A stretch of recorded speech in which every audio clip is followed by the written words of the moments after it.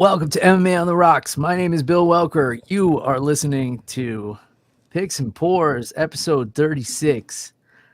Unless you are catching the show live on Facebook or YouTube, apparently we're kicked off of X. I'm just finding out. I don't know why. But, Elon Musk has bigger fish to fry than me. He's out there interviewing the former president and stuff like that.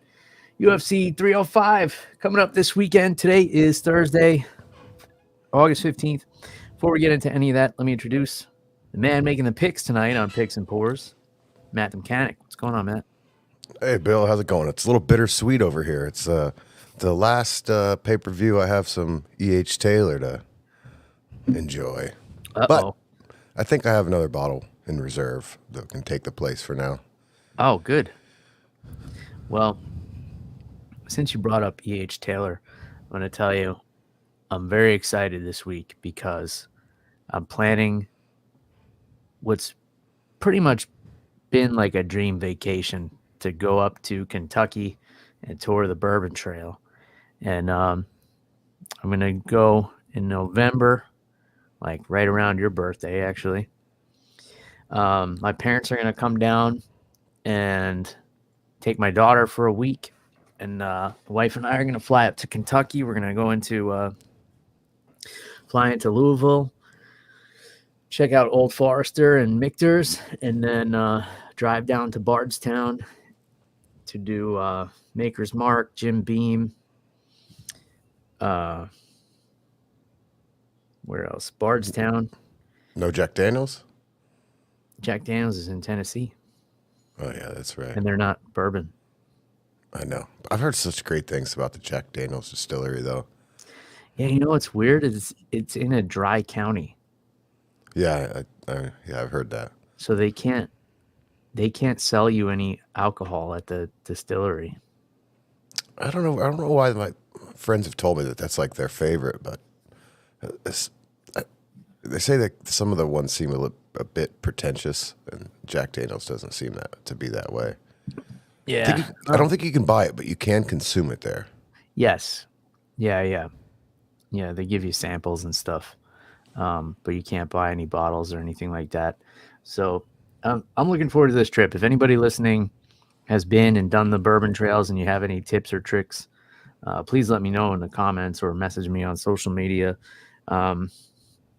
So I'm excited this week because obviously last week was a real shitty week for me, and I appreciate everybody who saw the Instagram reel or listened to the podcast and reached out and sent messages and or said something to me in person at the gym and stuff. Appreciate everybody's well wishes, and definitely getting back to full strength here. So I think we're through the weeds on the anaphylactic shock incident, and looking forward to the future and heading up to Kentucky to hunt for some good bourbon. I think it'll be close to Bowling Green, Kentucky, and no for whatever reason, it sticks in my head that the National Corvette Museum is there. So I don't know. You're running out of time or running out of things to do. Go there. I think some guy I know had a T-shirt that he wore it all the time. It's such a weird thing to stick in my head. I don't like Corvettes. Never driven a Corvette. Yeah, I'm not a fan either, and it wouldn't be a practical car for me at this stage of life anyway. I'm living the minivan life. Yeah, minivans are cool, man. I gotta say, I love my minivan. It's like it's so convenient. It's like I can fit so much stuff in there. Like dropping my daughter off at school has been the best because she's comfortable with like the car line now. So I just pop the door open and she hops out and goes on her way. Yeah, I saw a funny thing on Instagram today of some guy dropping his kid off and like cutting the line in a golf cart. I don't know if that could work for you, but it might help. Oh, yeah. You get your ass kicked doing something like that around here. I think you'd be all right in Safety Harbor, Bill. Yeah, I would, but I wouldn't do that. they actually have like a pretty good system. Like they keep the line moving. I've never had to wait. Just kind of like pull right up to the school. There's all the gym teachers are out there, like shuffling the kids into the gate. Pretty nice. Yeah, that's something I haven't experienced. Yeah. Yeah, if I'm at a kid's line, drop off line, there's probably a problem. Yeah. Anyway, um, so we got a pay. It feels like it's been a while since we've had a pay per view. It hasn't been that long at all. Oh yeah, with the Bilal Muhammad. All right, it's been a while since we have a pay per view that I watched. Man, that was such a good fight. Yeah, I guess I still have to. I still have to give it a chance. You know what's even more entertaining than the fight is Bilal Muhammad's social media afterwards. He is giving out 10-8 rounds to Usman, pretty much anybody that has anything to say to him. Really. All right, I Yeah. gotta check that out. Well, I pull I that up. tried to get Bilal on the podcast at one point because I had that video that went kind of viral where I did the Shrek voiceover, like who wants Oh, to yeah. fight Bilal Muhammad who wants to fight Leon Edwards at UFC 300, and Bilal shared it on like all of his social media, and so I messaged him saying like, "Hey man, why don't you jump on the podcast 5 or 10 minutes even?" But I'm sure he's got a lot of followers, gets a ton of messages. So, but I reached out. So, in any case, this card I'm kind of torn on because I love the main event. The main card is solid. I wouldn't call it great. And then the prelims, everything just falls apart. But I think overall it's going to be a good card. It's definitely going to be better than last week. I didn't even do an episode last week because there was just like nothing to talk about. I mean, it was a great performance by Spivak, but the rest of the card, it was like, nah. I mean, Chepe Mariscal was dominant, but I didn't want to talk about him because he missed weight. Yeah. So, I had it on in the background. It didn't seem that great, but eh. how'd you do with your bets? We went 3-1, so that's not too bad. All right. So we're up. Yeah, good thing you didn't change my mind on the main event. Was that? Oh yeah. Well, it's not that I thought Tabora was gonna win. I I just was surprised that he was an underdog after winning the first fight. That's all. Yeah, it was a long time ago though. All right. So, where's the main card start here? It starts with Carlos Prates. Yeah, Prats. Prates. Yeah. Um, is he part of this gym that you like? That's a good question. I'm not sure. Yeah, he is. The Fight Nerds. Okay, well that makes sense because he fights like he is. Yeah, he's got Muay Thai tattooed across his chest. I like this guy's vibe. He's coming off of like 100 knockouts in a row.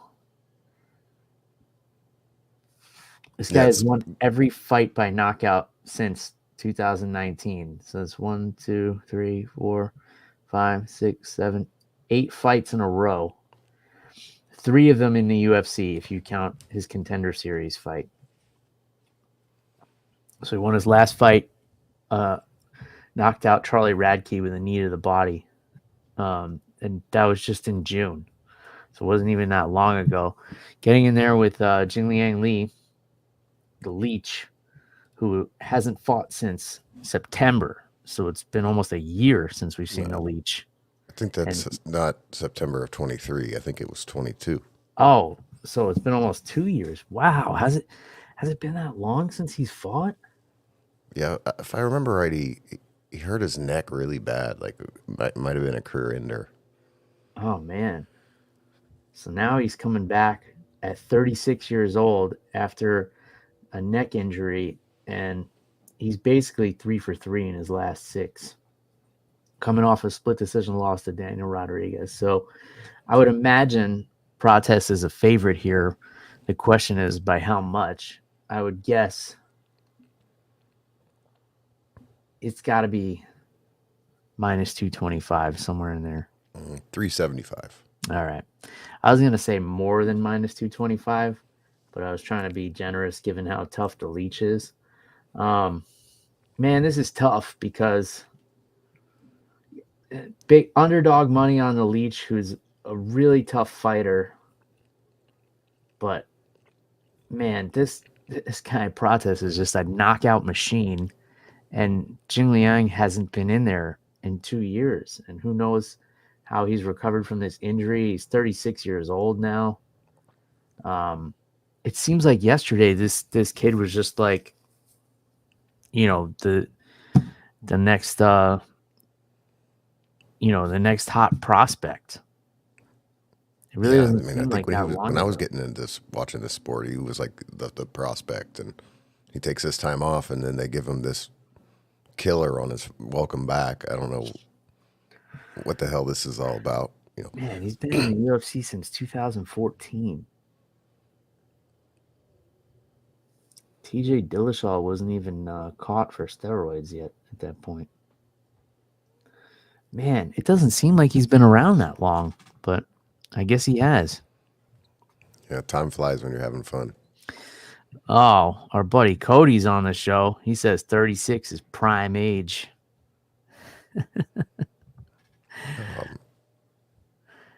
He also says he's throwing back a shot. Cheers, Cody. Glad to Cheers. hear from you, brother. Hope everything's good on the other coast of Florida. We also got John Dong on the show. Says, "What's up, guys? What's up, John Dong?" That's one of those names you got to say the full name. Yeah, John Dong. You can't just What would say his fight John. name be?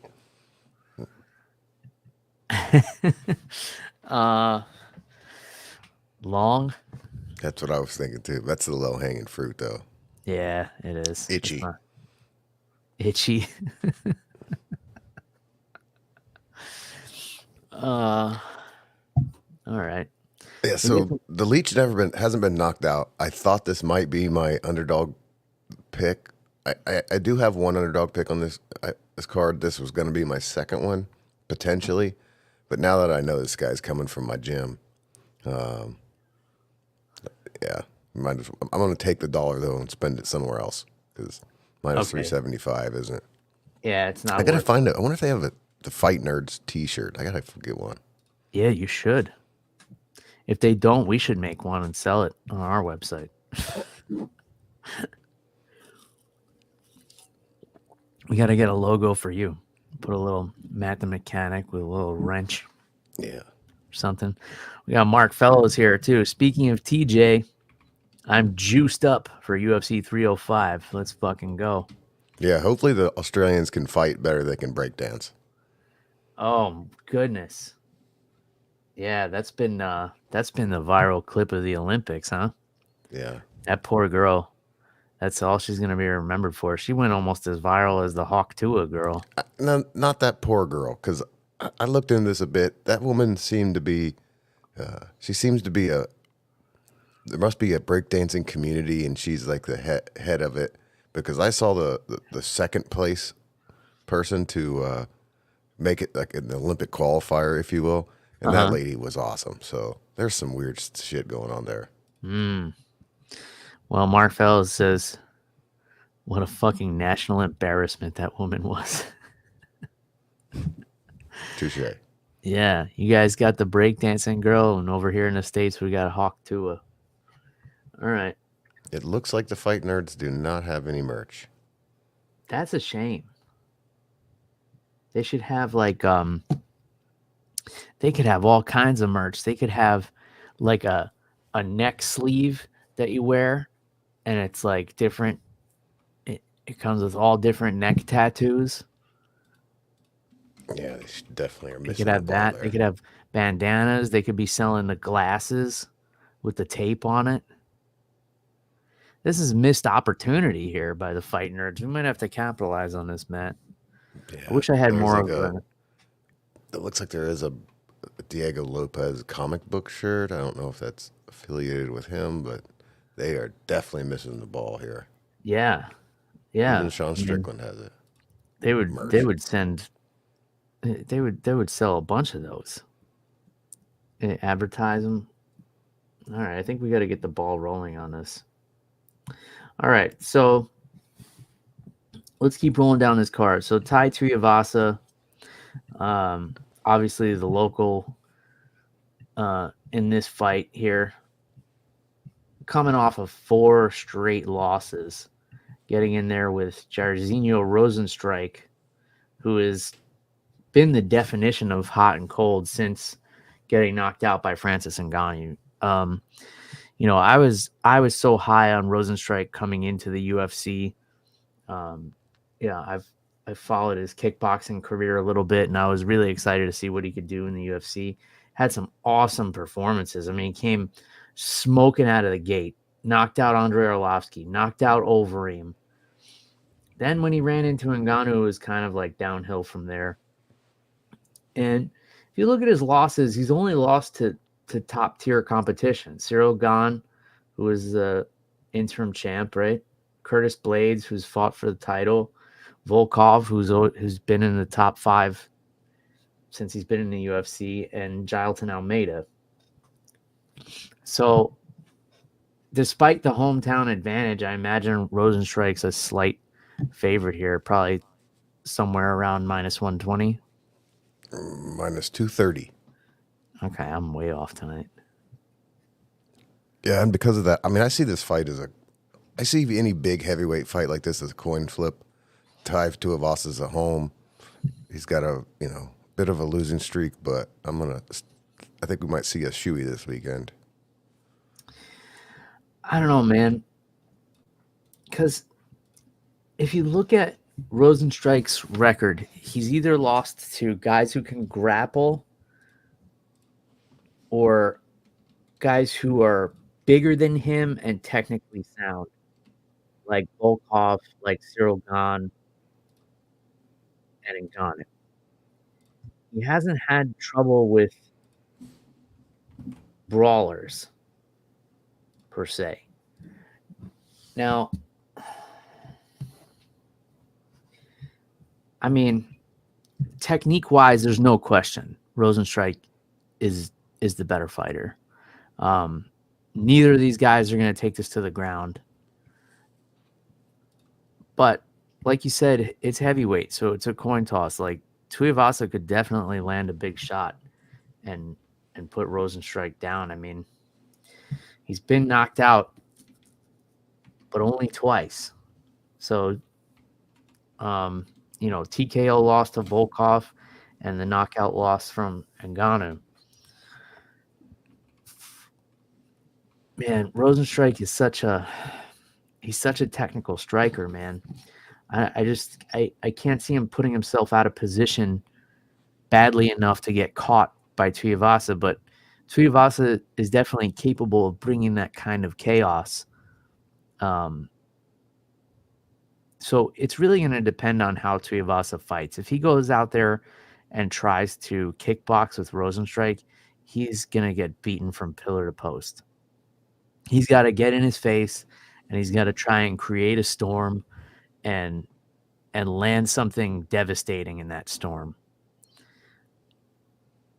Well, Mr. Jackpots.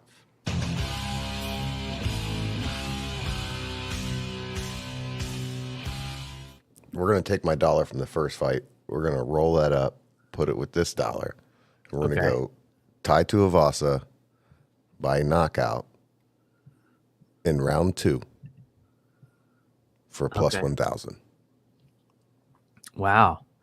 All right. That's not a bad bet then.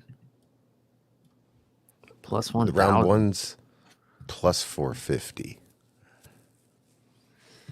So Cook's Auto World wants to know, if Tuivasa wins by KO in the first round, will you guys agree to do a shoey on the next podcast? I will agree to a shoey, but not on the podcast because that's got to be done concrete or something. Well, you gotta film it then. Well, we'll come out in the backyard and we'll film it in your backyard. Your backyard. I pick the shoe. All right, you're gonna do it. But no, we're both gonna do it. I'm not gonna do it. Yeah, come on. You gotta be a team player, Bill. This is too risky. I I've said if Billy Q fights for a title, I'll do a shoey. I don't know. Tuivasa winning by KO in the first round, like that can happen. It's a shoey. It's not that big a deal. Come on, you went to college. Did worse. I don't think I did worse. You don't even know the shoe. Mark Fellows wants it too. He said he's been asking 6 years for me to do a shoey. I'll go all in. I'll switch to that too by knockout round one. I think it'll happen that way. Well, don't worry, Mark. I got you. Bill's gonna let you down because he's worried of germs. Well, fuck. Now I gotta do it. All right. If Tuivasa wins by knockout in the first round, and it's got to be the first round, I'll do the shoey. Okay. And what, Mark Fellows, tell us what beer we're gonna put in there. It can't be like some Australian beer we can't get over here either. Well, I think we could find some good stuff. Maybe. The only Australian beer we can get is like Foster's. I don't even think that's Australian. It's not? It's probably owned by Anheuser-Busch or something. Man, Mark Fellows is typing furiously. He says barrel-aged Imperial Stout. Oh, that's like a 9% beer. Out of a shoe.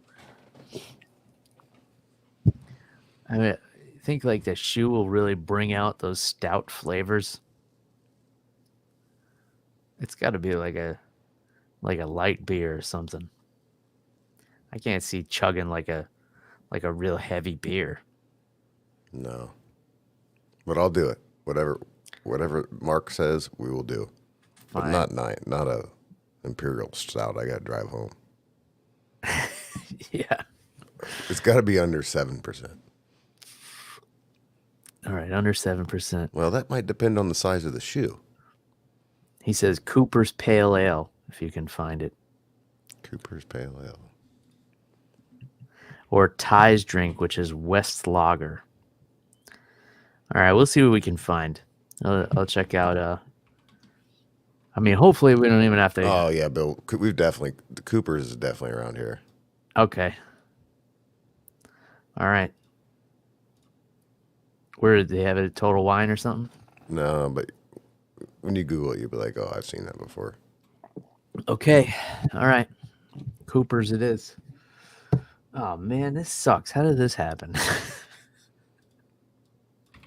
What do we have to go having a live chat for? Who thought of this? Whose idea was this? All right. Okay, so let's go on to the next fight. Dan Hooker, obviously going to have the hometown advantage here, but he's going in there with Mateusz Gamrot. So what's the deal with Gamrot? Because at some point, wasn't he the backup fighter for a title fight? Yeah, it was. And usually when that happens, you get to fight for the title after that. But now he's fighting Dan Hooker. Like, is Dan Hooker even ranked anymore? I do not have that in front of me. He's been going back and forth. All right, he's ranked 11th at lightweight. And Gamrot is ranked 5th. Is Gamrot like, is he getting screwed here or what? Like he goes from being the backup for a title fight to fighting the number 11 guy in his hometown. Like, this is a screw job if I've ever heard of one. I don't think so. I think it's just the UFC keeping it in a holding pattern before they figure out who's going to take out Islam. And Dan Hooker hasn't fought in a year since that close decision win over Jalen Turner. That was July in 2023, so over a year ago. He's a crowd favorite. I love me some Dan Hooker. He remember like in COVID he was, he fought to entertain us, and then he's like stuck meeting his family through a fence or some weird shit. Yeah, that sucked. That was awful. But I just don't see how this fight came together. Like Gamrot was knocking on the door of a title shot, and now he's got to fight the number 11 guy who hasn't fought in over a year. This doesn't add up to me. This tells me that nobody wants to fight Gamrot. Like probably everybody ahead of him said no. Yeah, he was the backup for the last title fight, the October. What was that? Dustin and Islam. no, that wasn't last October. It would have been.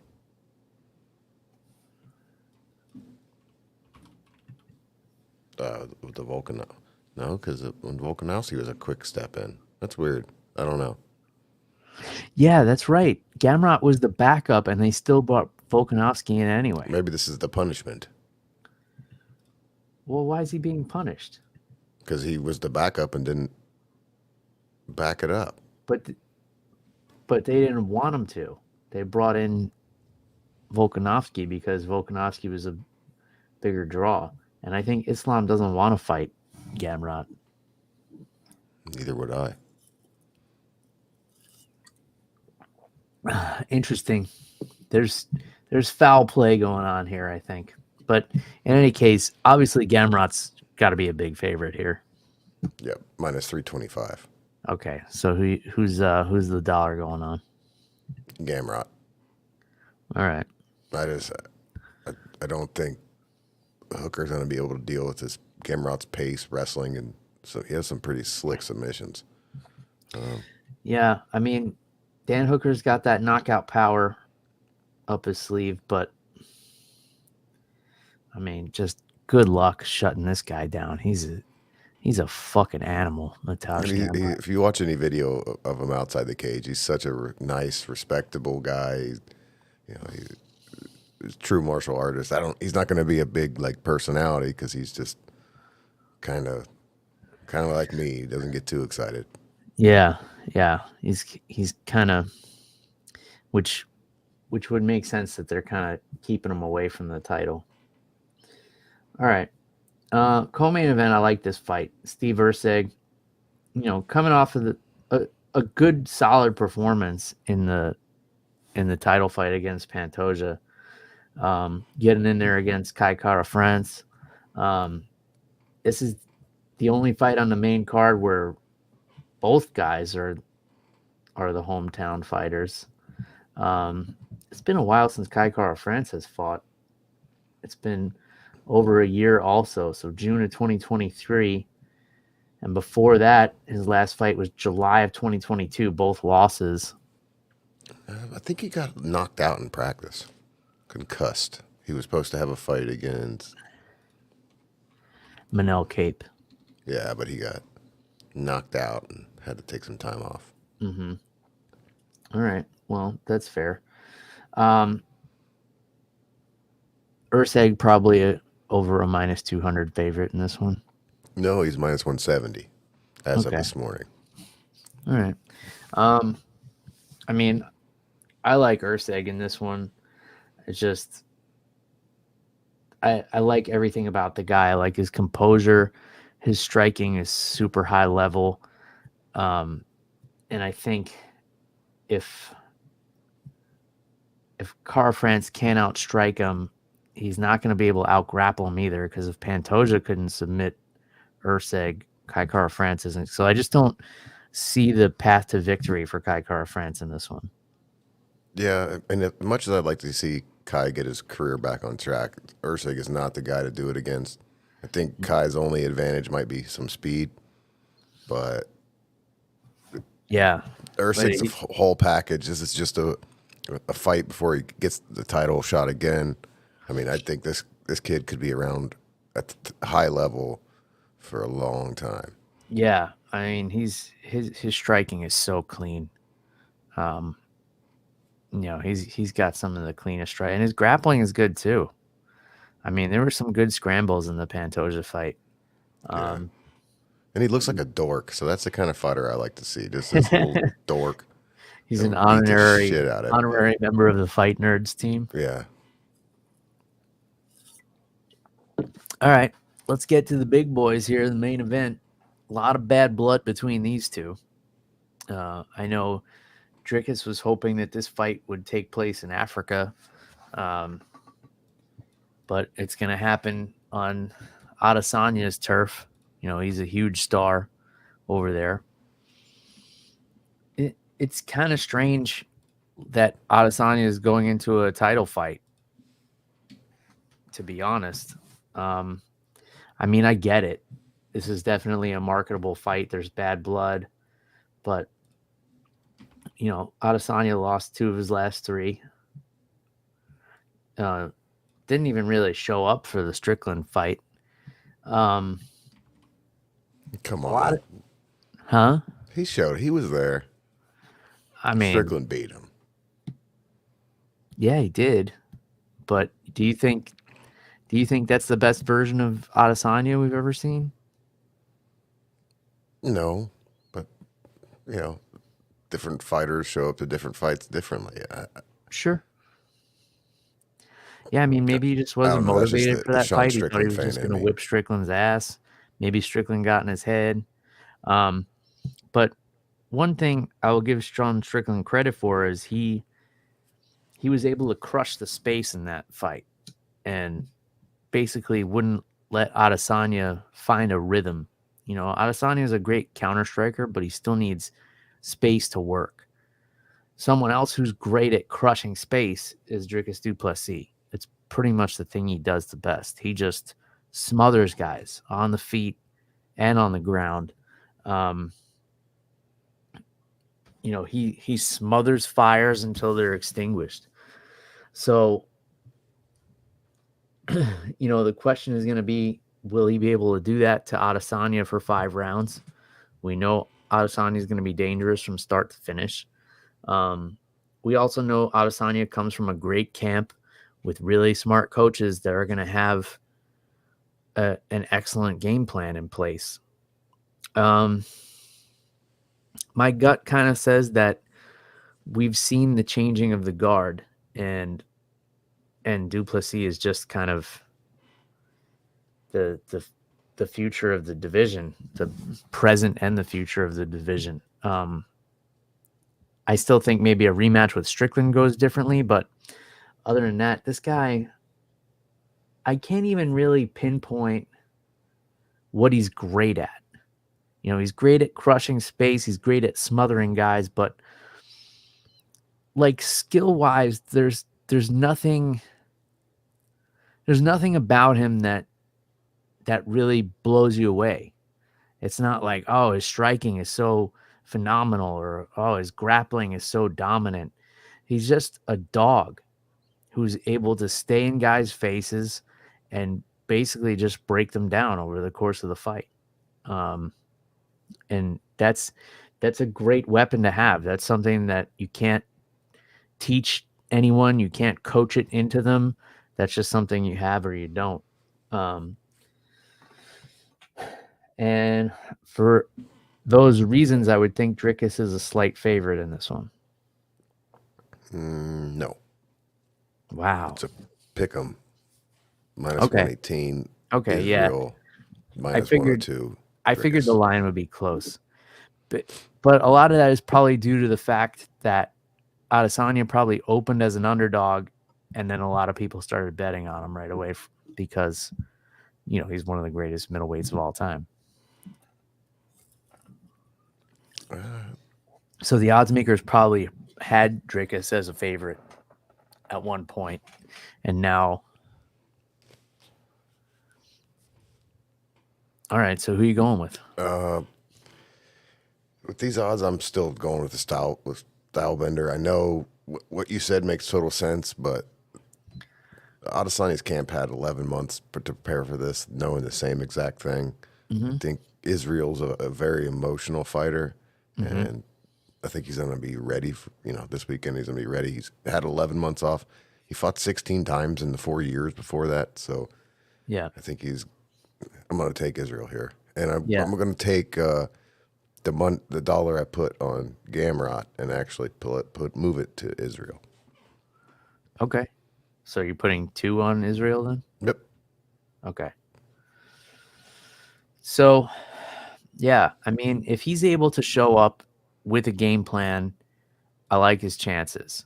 You know, going into the Strickland fight, he had a lot of shit going on. He had the DUI and, not to make excuses for the guy, but that stuff matters. You're in the news for a bunch of bad shit. You got people saying bad things about you.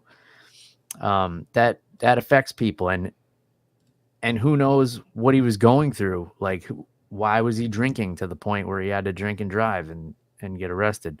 You know, um, obviously the guy was battling some demons. So hopefully he won those fights so he can get in there and win his title back for a third time. Hopefully for his sake, anyway.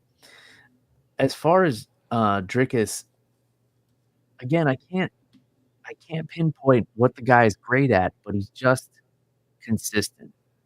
And he's good at winning fights, and he's good at grinding guys out, and he's good at winning fights he's not supposed to win. Like, if we're talking skill for skill, a any skill, I would tell you Adesanya is better, but it doesn't seem to matter with guys like Duplessis. He just finds a way to grind guys out, and yeah, it's an interesting fight. And sometimes we've seen this a couple of times in recent memory. The No Cape and Micaiah fight was an example. When guys hate each other this much, sometimes it results in a boring fight. If you remember last pay per view, you picked like a kind of a big bet. You want to do it on this fight? How does Jerkus win? Let's Because see. you pick an individual round, it can get pretty good. I don't think he finishes Adesanya. I By think decisions plus 400. is it really? Yeah. What is the least likely? Like, what's the best odds for Drickus? The best odds for Jerkus is plus 5,000 by sub in round 5. Wow. I And mean, he did submit Darren Till. He's got 10 submissions on his record. Adesanya never been submitted though. Adesanya by submission in round 5 plus 15,000. Oh man. I mean, he's an Andre Galvao purple belt. That ain't happening, Bill. No. I mean, I think Duplessis by submission is more likely.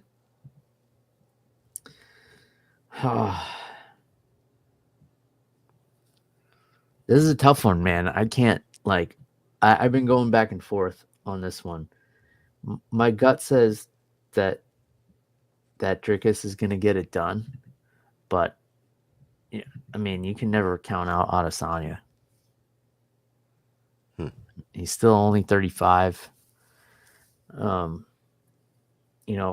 long as he's gotten the personal life stuff straightened out and he comes in with a good game plan and follows it, like, yeah, he's got a great chance of grabbing that belt for a third time. It's an interesting one. And, the UFC kind of announced that Sean Strickland's going to get the winner, which is interesting. And then Duplessis, I was seeing he wants Strickland to fight Whitaker first. Well, he wants, because Hamza Whitaker's already set up, so he wants Strickland to wait on that fight and then fight the winner of that and then get the shot. Yeah, is that fight happening though? Like, can we really count on Kamzat getting in there at this I point? mean, you, no, but Sean Strickland's not gonna. I mean, that's another Middle East card. Sean Strickland's not flying over there short notice to do that. No, but they could push Whitaker back and Strickland could fight him. I mean, at this Well, I mean, point, they already offered that fight to him last time, and I think Strickland's put his foot down and says, "No, Dana said I won that last fight. I'll wait." yeah. Although I think Strickland is coming after some UFC brass now. That's a. I mean, I guess he's probably unofficial UFC brass, but he's a big manager in the world, and it I think we should wait and talk about that at a future episode because it's too.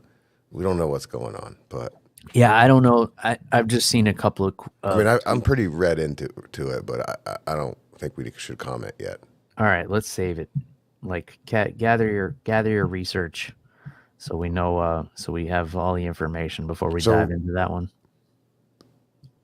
all we'll say now is Sean Strickland's made some accusations that he's heard about some bad things that a major manager has made in the UFC, and some of that manager's fighters have been distancing themselves from that guy. So we'll see.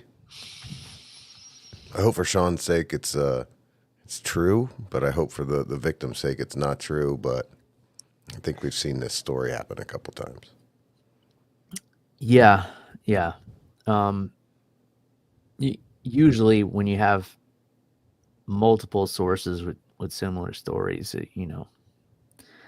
the writing's on the wall. But yeah, I'm with you. Hopefully, for the sake of the victims, all this stuff is not true. But we'll save that. We'll table that for a later date. Anything on the prelims jump out at you? No. I like Junior Tafa. He's always fun to watch. He's getting in there with Walter Walker, whose nickname is the Clean Monster. Isn't that's I guess that's two brothers fighting. That's Johnny Walker's brother. Is it? Yeah. No, this guy's Yeah. Russian. You sure? Yeah, he's from Moscow. He's not Johnny Walker's brother. Well, I feel stupid. Well, don't. They have the same last name. Yeah, this guy is 6'6", 264. Lost his UFC debut against Lucas Brzeski. No, that's his brother. Walter Walker Yeah. from Moscow. Junior Toffa wants to take out Johnny Walker after he beats his brother Walter Walker. Okay. All right, they must be half brothers or something because. Yeah, Johnny Walker and half brother named Walter Walker, who also competes in the UFC. Oh, okay. So They have different mothers. yeah, so Dad did some international travel, spent some time in He's in got Moscow, hoes. and then made his way down to Brazil. He was like, it's too cold here in Moscow. Gotta find my way down to Sao Paulo. Find a little beach bunny. Damn, I'm glad I'm right. I felt stupid. So stupid there for a second. Well, you redeemed yourself. Josh Cooleybow is fun to watch as well, getting in there with Ricardo Ramos. I actually like this female fight here, Casey O'Neill and Luana Santos. Casey O'Neill coming off back-to-back losses, though, got submitted in her last fight. So if you're coming off a submission loss, Luana Santos is not who you want to get in there with. But Casey O'Neill is tough, man. She's gritty, and she's got pretty good striking.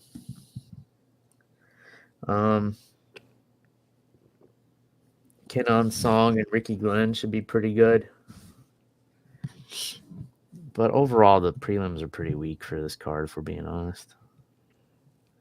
But I'll take it after last week's abomination of a card. Well, I'll tell you what, I will not be watching the prelims of this card because I will be tuning in to the Craig Jones Invitational. Oh, so does that mean you're not going to watch ADCC, or are you going to double screen? I'm not gonna. I think this will be the first time in, well, what, 8 years it'll be no ADCC. I think I'm gonna watch free on YouTube. I'm not gonna subscribe to Flow Grappling and then spend the next 3 months afterwards trying to get them to cancel it. Yeah, it's a I don't think the problem. viewers, many viewers, we need to probably explain what the hell we're talking about. But Yeah, so Flow Grappling, uh, so ADCC traditionally has been the biggest submission grappling event in the world. It's like, and it happens every 2 years. yep, So submission grappling rules. So takedowns are weighed pretty heavily. It's no gi grappling, so it's not necessarily jujitsu, but it's basically all jujitsu guys that do well in it. And I guess Craig Jones took issue with the way the tournament was being run, or some type of politics, and they told him, like, if you don't like it, go start your own promotion. And he's like, all right, and I'll do it on the same day as you guys. So Craig Jones Invitational taking place the same weekend, and he stole a lot of competitors from ADCC, didn't he? Because he's got a bigger he stole payout. a good amount. So this is a genius play by Craig Jones. He's got the social media following is free. It probably will do a lot for the popularity of jiu-jitsu, but it's already, like he said, his main goal was to increase grapplers' pay. That's been his main issue, and he's already accomplished that goal because once he made his announcement and brought the $1 million to Joe Rogan, which is the prize for this tournament, fighters or grapplers went back to ADCC and said, "Look, I'm going to go over and get this money," and then they said, "Nah, we'll just pay you more to compete in ADCC." So by Craig Jones doing this, he's already done what he's set out to do. None of these events will run at concurrent, like at the same time as each other, except for the opening ceremonies of ADCC and the first night of Craig's tournament. So he says you'll be able to watch all the, it shouldn't take away from the viewership online. I think it's probably going to definitely hit the live attendance. I'm sure ADCC's shitting their pants because, they rented out T-Mobile, and then Craig Jones comes in town and takes the stadium that they were at before and sells the tickets for like half price. But there's some cool matchups on there, and I'm really excited about the main event. It's last time's female champion. I can't say her name right. It's Fifiona. What's her name? It's really hard to say.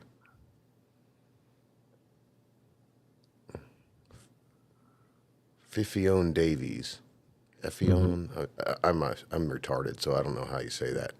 But she won last time, and she's grappling Mackenzie Dern. Oh, okay. That should And be then good. the co-main is Craig Jones versus Gabby Garcia. Right. Yeah. Have you I've heard seen the the? videos. Have you seen the bet on that? What's the bet? If she wins, he has to pay her $1 million, Uh-huh. and if he footlocks her,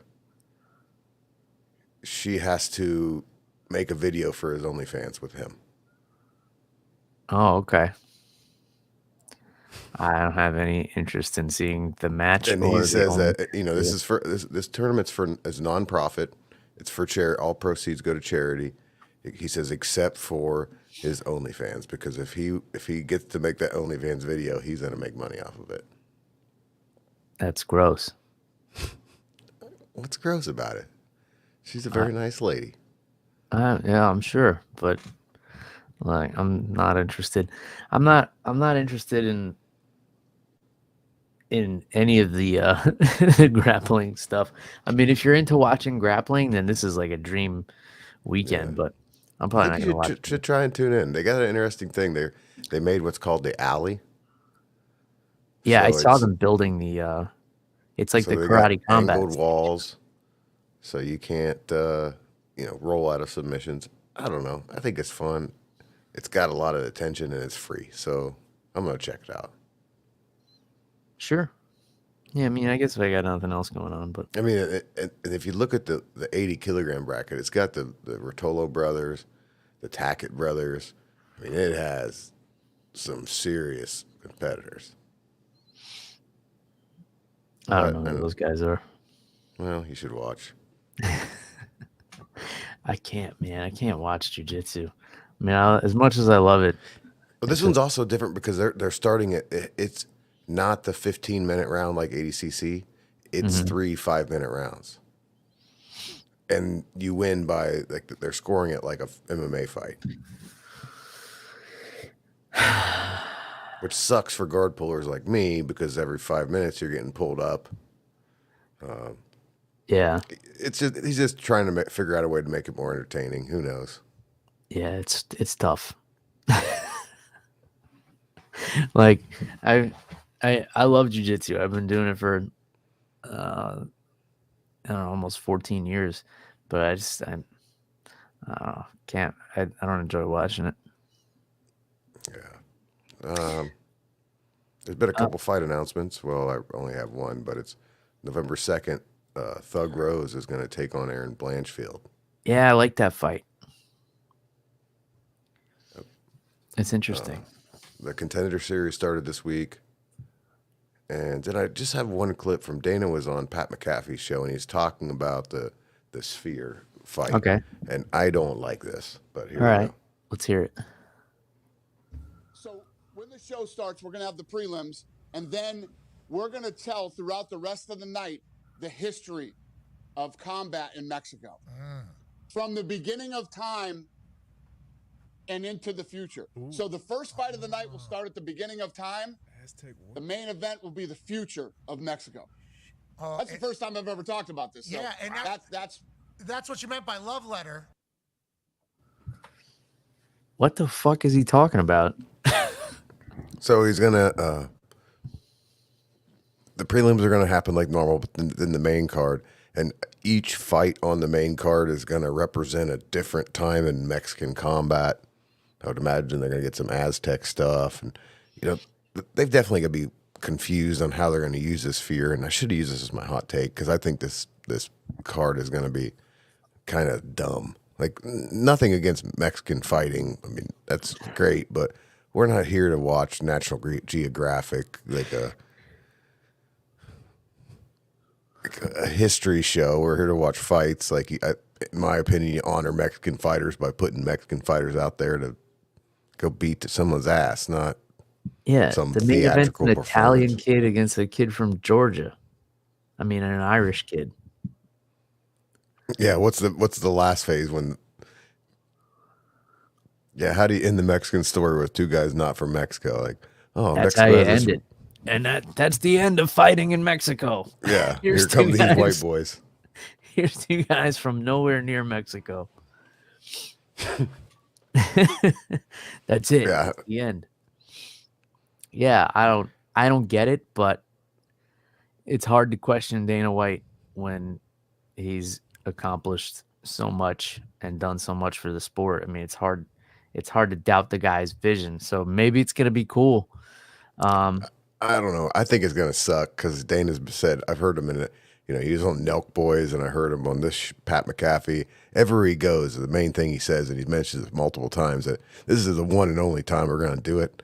I think he set it, set the stakes high, and was like, then found out the details, and was like, this probably isn't gonna be that great, but I've already committed to it, so. Yeah, it's kind of like the UFC 300. He was hyping it up so much, like, oh, this is gonna be so great, and then the main event was announced, and everybody was disappointed, except me. Yeah, the only thing he hypes up more than that stuff is John Jones.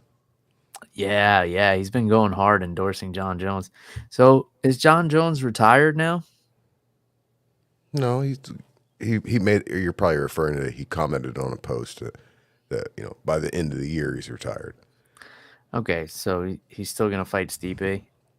Which, yeah, that makes sense. And Dana also said this week that Connor's not fighting this year. It seemed to be news to Connor But then, oh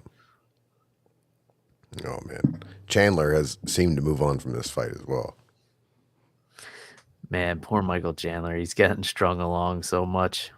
Yeah, he's talking about Oliveira rematch. And then, yeah, so he's moving on, but he looked kind of silly after holding out so long, giving up such a big chunk of his career and so late in his career, and then saying like, "Oh, it's not even worth it." He's like, he's like that ex that you break up with, and then they tell you like, "You made the biggest mistake of your life." Yeah, but it shows he's a company man, and that'll help him out a bit at the end of his career. Yeah, I guess so. But man, and then that's a long time he had to go without a paycheck. Well, no, I can't remember the companies, but he definitely gained some sponsors from the potential of fighting McGregor. So Oh, sure. it might have actually been a good paid vacation for him. Like he didn't have to take the brain trauma and getting paid by selling Had enough of that supplements anyway. and. All right. Do you have a hot take this week? No, I mean my hot take would be that the Sphere is going to suck, but I don't think the fights are going to suck. I just think in between we're just going to have a bit of an eye roll. Yeah. I mean, I'm not going to dispute that. After hearing that clip, it's definitely going to be something weird. But the fight kits look nice. They all have like Aztec warrior feather patterns and stuff. So Nice. That'd be cool. All right. I'm looking forward to the main event, though. That's really all I give a shit about. Yeah, that's going to be That's a fun question that's been in my head for a couple years now, and I'm ready to know the answer to it. What if Marab Sugar can beat Sean versus O'Malley? Marab. It's gonna be interesting. I'm looking forward to breaking that one down when we get a little bit closer. All right. Anything else you want to get off your Nope, chest? that's it. Cool. All right. So again, if anybody has any recommendations about visiting the Bourbon Trail, I mean, I pretty much have my itinerary all planned out. I know exactly where I'm going to go, but if you have any tips or like, something that I probably shouldn't miss out on, let me know and I'll see if I could squeeze it in. As of now, I'm planning to skip Buffalo Trace, but I might squeeze it in, but it's like kind of out of the way. I've had several people go there, and no one has reported back good things. Really? Oh, they didn't get in. Like you have to have a ticket or something. Like Oh yeah. If I go, I would make a reservation ahead of time. yeah, I don't think they were able to get those. Yeah. They fill up quick because their tours are free. So you gotta wait for them to post the day you want to go, and then you gotta sign up right away. But I've heard the tours are really cool. It's just you got to make sure that you book one in advance. You can't just show up there. And then like they do like random like releases. They'll just push out like, oh, we're having a Blanton's day, and then people line up at 7 a.m. to go get Blanton's or whatever. Must be nice. Yeah, I don't think I would go line up at 7 a.m. for anything. I mean, but it's probably sold at real price. I mean, Oh Blanton's yeah, is they sell it for $60. Blanton's is $180 right now. Yeah, unless you find it at Publix like I did a few months ago. And they sell it for retail. It was like $67. Every time I go in Publix, they don't have anything. I think they lie to me sometimes. They might. But it's Publix. They're not supposed to lie. Which Publix are you going to also? I ask, the one by on Safety Harbor one, and then the one up on Sunset as liquor stores. Never had any luck. The guy at Sunset definitely lies. Bastard. Yeah, fuck that guy. In any case, that's all we got for this week. So until next time, cheers, everybody. Bye.